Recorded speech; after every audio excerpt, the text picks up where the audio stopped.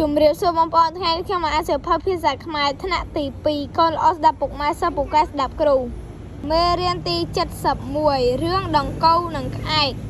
អំណានមានសត្វដង្កូវមួយកំពុងស៊ីស្លឹកឈើពេលនោះមានសត្វក្អែកមួយហើរមកបំរុងនឹងស៊ីដង្កូវនោះដង្កូវមានប្រាជ្ញាក៏ដាក់ប្រស្នាឲ្យក្អែកដោះស្រាយបើក្អែកដោះប្រស្នាមិនរួចមិនអាចស៊ីវាបានទេដង្កូវដាក់ប្រស្នាតើអ្វីដែល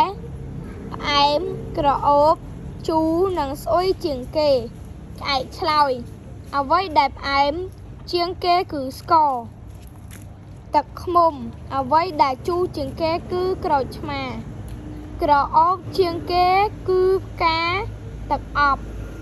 និងស្អុយជាងគេគឺលាមកឬអាច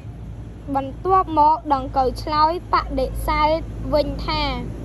មិនត្រូវទេអ្វីដែលផ្អែមជាងគេនោះគឺសម្ដីល្អពិរោះជូរគឺពាក្យត្រគោះបោះបោកស្អុយជាងគេគឺកែឈ្មោះមិនល្អនិងក្រអូបនោះគឺកែឈ្មោះដែលល្អប្រពៃ